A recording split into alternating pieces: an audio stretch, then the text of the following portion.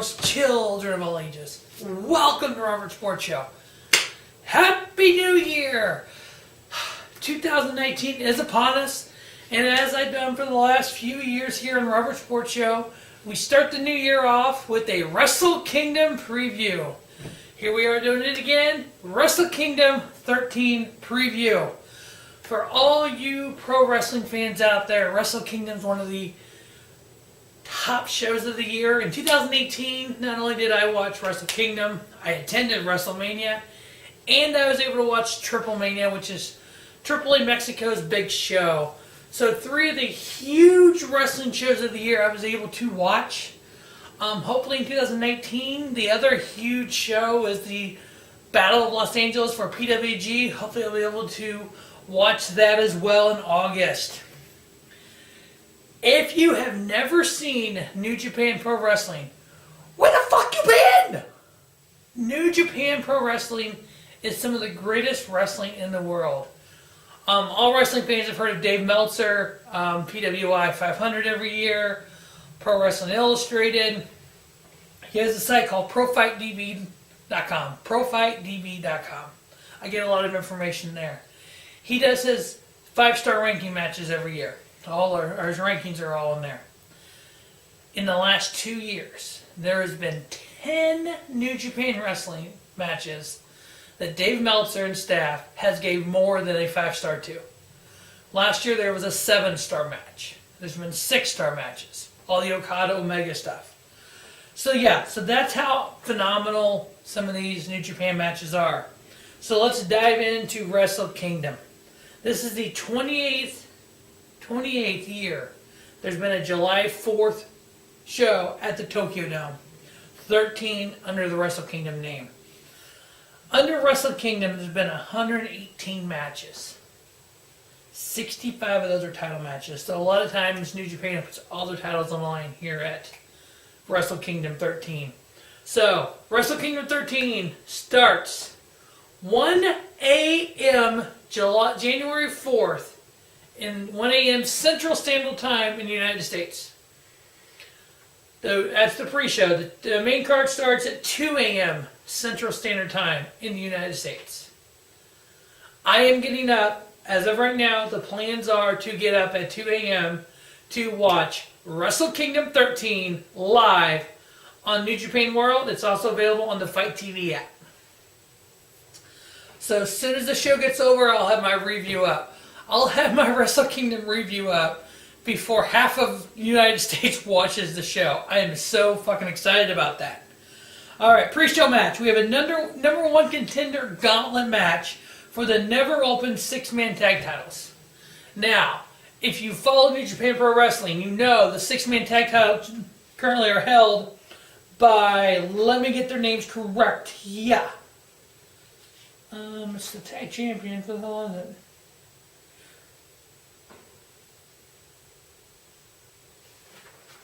Okay, here we go. Girls of Destiny, Tama Tonga, Tanga Loa, and Tishi Ishimura, who are Bullet Club. They are currently the never open weight 6-man tag team champions. They both, all members of that team have matches on the main card. So the winner of the gauntlet match will get their title shot at New Year's Dash, which takes place on January 5th. And it is also available on, obviously, New Japan World. Don't know if it's available in any other format right now. Alright. Never open weight gauntlet match. We have 5 teams that I know of have been announced. We have the team of David Finley, Jeff Cobb, Yugi Nagata, versus the elite team of Hangman Page, Yujiro Takahashi, and Marty Scrull. And then the team from CHOAS, Hirooki Goto, Beretta, Chuckie, best friends, known as best friends, and Beretta and Chuckie are known as the best friends in Ring of Honor, versus Suzuki-Gun, Minoru Suzuka, versus the Killer Elite Squad, Lance Archer, Davey Boy Smith, versus the most violent players, Togi, Makabe, Toru, Yano, and Rynuske Tachi. Horrible in that pronouncing these names. I am actually predicting Suzuki-Gun to win this and go on to face Bullet Club at New Year's Dash. Now, on to the main show. We have 9 matches. The show opens up with the Never Openweight Championship. The Never Openweight Championship was created, and what Never stands for is New Blood, Evolution, Voluntary, External, Radical.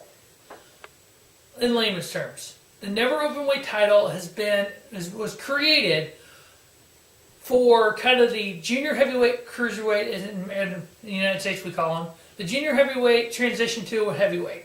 Kind of that middleweight title where they're not a junior, but yet they're not a heavyweight yet.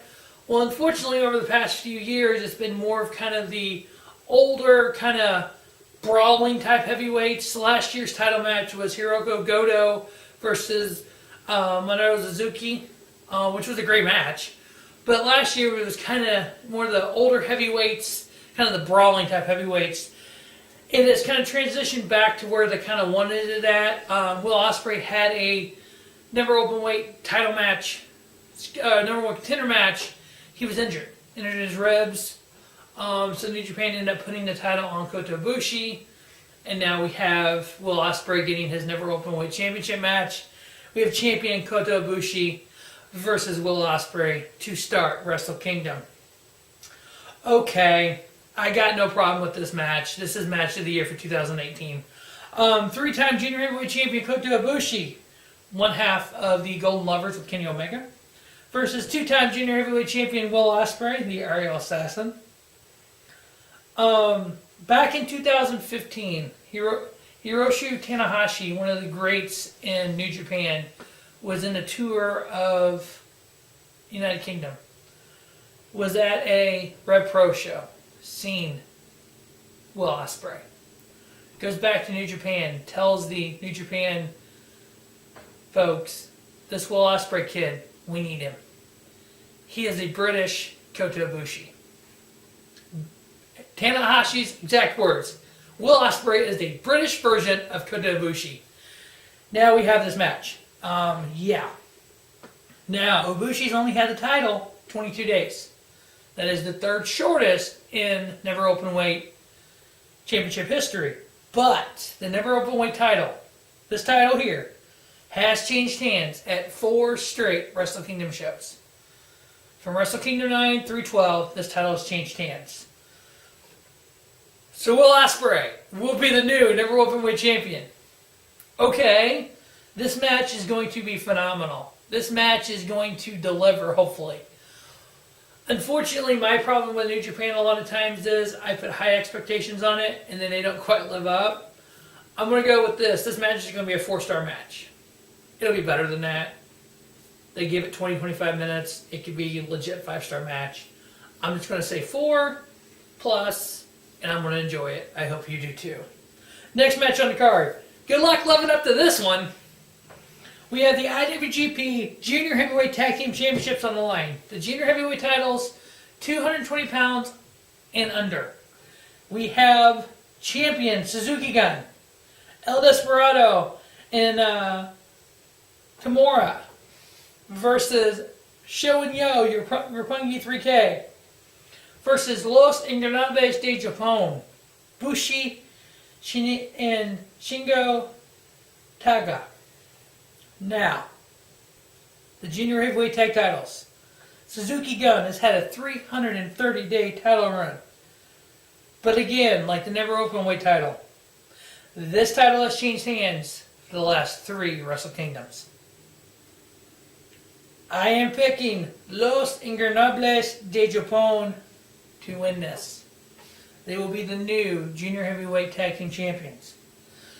Next on the card, we have the Rev Pro, the British Heavyweight, the Undisputed British Heavyweight Championship, normally defended during Rev Pro in United Kingdom.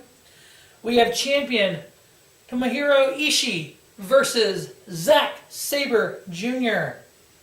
Zack Sabre Jr., one of the greatest technical wrestlers in the business today. I would love to have seen a Kurt Angle back in the day, kind of the height of Kurt Angle versus Zack Sabre Jr., that would be very intriguing. Zack Sabre Jr. versus a Chris Benoit, which obviously we'll never get that. Zack Sabre Jr. versus any of those technical, just mat-based submission artists. At one time, I thought a Zack Sabre Jr. match was boring. As I've watched him with a Trent Seven in Progress, as I've watched him versus a Walter, I've kind of got to be intrigued by that style of professional wrestling. My typical style that I love, which I've talked about here before, is the Lucha Libre style, which is the flippy, the Will Ospreay, the ricochets, the guys that do these freaking, one of my favorite moves, the Spanish Fly. When you do a Spanish Fly off the top rope and land on your feet, or you do a standing Spanish Fly, it's like, okay. It's just like a freaking, if you've never seen this move, one wrestler's facing this way, one facing this way like this, and they do this kind of flip together. It's just fucking sick. It's almost like a suplex flip. But yeah. Now, this is a rematch from the Rev Pro show in New Orleans, WrestleMania weekend, where Ishii took the title from Zack Sabre Jr. Rematch here. I have Zack Sabre Jr. winning that. Now, Zack Sabre Jr. has held the Rev Pro the British Undisputed Championship twice before for 695 days. Ishii has held the title before twice for 164 days. Ishii actually lost the title and got it back 78 days ago. So next we have the IWGP Heavyweight Tag Team Championships. We have the Guerrillas of Destiny Bullet Club, Tama Tonga and Tangelo versus the Young Bucks versus Los Ingobernables de Japón, Evil and Sonata. Now, just like in the pre-show match for the Never Openweight title, we had Marty Scrull and Paige. Here we got the Young Bucks. Contracts are up, at least for the Bucks, are up with Ring of Honor. Their New Japan contract, not sure when exactly it's up. I know they've already said they will not be at the G1 Supercard, which is a New Japan Ring of Honor combo show at WrestleMania weekend. So, and I know there's talk of the countdown to midnight Pacific time on January 1. We don't know what that means yet. We're assuming we know what that means. Now, with these tag titles on the line, triple threat match. The last three champions. So, the last three champions for the World Heavyweight Tag Team Championships was the Young Bucks, Los Ingobernables, and Bullet Club. The tag titles have changed hands, the World Heavyweight Tag titles, the last 4 Wrestle Kingdoms. And only 5 times in the 12-year Wrestle Kingdom history has these titles not changed hands. WrestleMania 3, 4, 5, and 6, or Wrestle Kingdom, 3, 4, 5, and 6 they changed hands, 8, 9, 10, 11, 12. So I believe they're going to change hands. I have Los Ingobernables de Japón winning not only the junior heavyweight titles, but the world heavyweight tag titles here. So my pick to win those is going to be Los Ingobernables. I don't think the Young Bucks will be involved in the decision at all. Now, would I have an issue if either the Guerrillas of Destiny retained and or the Young Bucks won? No. But my pick is Los Ingobernables. Now, last year, Wrestle Kingdom, 9 matches. I picked 6 winners. 6 out of 9. Next, we have the IWGP United States Championship on the line. We have Cody defending his title versus Juice Robinson. Now, in the history of the United States title for New Japan, the IWGP, there's been 4 different champions.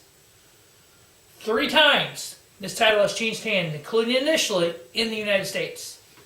The next New Japan United States Tour, Road to the Beginning, January 30th and February 1st. LA on the 30th, Charlotte on the 1st. Now, rumor has it, Cody's New Japan contract is up the end of January. So I actually have Cody retaining here. I have him losing it at the U.S. show, was it New Beginning or something, the Road to New Beginning, in Los Angeles, Long Beach on January 30th. His contract is up. He goes on to All Elite Wrestling. Kaboom. Next, I have Cody retaining there. Next, we have the IWGP Junior Heavyweight Championship on the line. We have current champion Kushida versus Taiji Ishimori. Ishimori, 1/3 of the Never Openweight 6-man titles, part of the Bullet Club. Kushida won versus Marty Scrull at King of Pro Wrestling after Hiromu Takahashi had to give up the title due to injury. The title has changed hands at Wrestle Kingdom the last 5. Which kind of tells you that, hey, more than likely there's going to be a title change here. I am picking Ishimori to win. He is a former Impact Wrestling X Division champion. He started 2018 as the Impact Wrestling X Division champion. He's going to start 2019 as the IWGP Junior Heavyweight champion. Next, we actually have the only non-title match on the card. We have Suzuki Okada versus Jay White. We have CHOAS versus Bullet Club. This is actually a rematch from the G1 Climax 18 Day 1, which Jay White won. Now, Suzuki Okada, he had a 720-day title run as IWGP World Champion. Since he lost the title, he's been kind of taking it easy and cruising. He's cruising into Wrestle Kingdom here with a match versus Jay White, two of the biggest factions in New Japan Pro Wrestling. I actually have Okada winning this. I think he'll revenge the loss at the G1 versus Jay White. I think Okada wins this. Next, we have the IWGP Intercontinental title on the line. We have champion Y2J Chris Jericho versus Tetsu Naito. Now, the last time this title changed at Wrestle Kingdom was Wrestle Kingdom 5. That was a long time ago.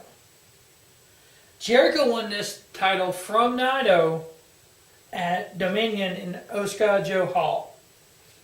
3 of the last 6 times that this title has changed was at Dominion in Osaka-jo Hall. I have Chris Jericho retaining here. Now, not sure when Jericho's contract or whatever he has with New Japan is up. Obviously, there's been rumors of him being tied to All Elite Wrestling. I don't know if New Japan is going to let guys like him, the Young Bucks, Omega, and everyone do both. I know typically they only let their roster do stuff with Ring of Honor in the United States. Now, there are a few guys that do some stuff with Major League Wrestling, but being that's kind of a littler independent company, I don't know how that's going to work, but I do have Jericho retaining here. Next, we have the IWGP World Heavyweight title line, main event of Wrestle Kingdom 13, champion Kenny Omega versus Hiroshi Tanahashi. Now, for you fans who are new to New Japan Pro Wrestling, you don't know who Hiroshi Tanahashi is. The best comparison to Tanahashi to anybody in the United States in stature-wise, in the way he is perceived in New Japan, John Cena. I would say he is the John Cena of New Japan Pro Wrestling. He is a 7-time champion. He has held the title more than he's held it more with less days than anyone ever in the history of it. He's a veteran. I think he's 42. He's been around a while. Now, with that said, Kenny Omega.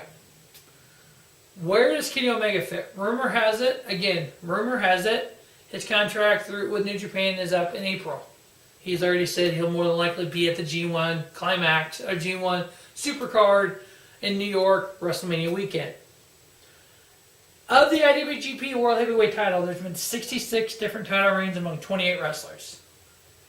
3 of the last 4 title changes have happened at Dominion in Osaka-jo Hall. The last time that the IWGP World Heavyweight title changed at Wrestle Kingdom was 2011 Wrestle Kingdom 5.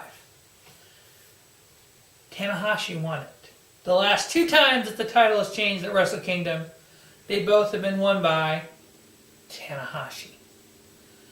11 out of 13 Wrestle Kingdom main events has either had Tanahashi or Okada in them. Tanahashi, this is his 9th main event in Wrestle Kingdom. He is 6-2. He's 9-3 all overall at Wrestle Kingdom. All but one of those has been for either the IC title, Intercontinental title, or the World title. So supposedly, contract for Omega is up in April. Since the IWGP title doesn't change hands too often at Wrestle Kingdom, I know, well, I just said that the last 2 times it's changed, Tanahashi's won it. But, Tanahashi's had multiple world title matches versus Okada and failed to win it. I got Omega retaining. So, that will wrap up Wrestle Kingdom 13 preview. The first show of 2019 here on Rubber Sports Show. I have Will Ospreay winning the Never Openweight Championship. I have Los Ingobernables, Ibushi, and Tonga winning the Junior Heavyweight Tag Titles. I have Zack Sabre Jr. winning the Red Pro British Undisputed Champion. I have Los Ingobernables de Japan, Evil and Sonata winning the IWGP World Tag Team Championships. I have Cody retaining the IWGP United States title. I have Taiji Ishimori winning the IWGP Junior Heavyweight title. I have Okada winning over Jay White. I have Chris Jericho retaining the IWGP Intercontinental Championship. And last but not least, I have Kenny Omega retaining the IWGP World Heavyweight Championship versus Tanahashi. Every one of these matches have the ability to be a 4-star plus match. This could be in my opinion, the greatest wrestling show overall match quality ever. Time will tell. How many of these 9 matches will be part of the best matches of 2019? There's a shot of all of them. But hey. Alright. That will wrap up the first video of 2019 here on Rubber Sports Show. As always, thanks for watching Rubber Sports Show. And don't just have a great year, have a spiffy year. Rubber Sports Show, your YouTube leader, sports channel content.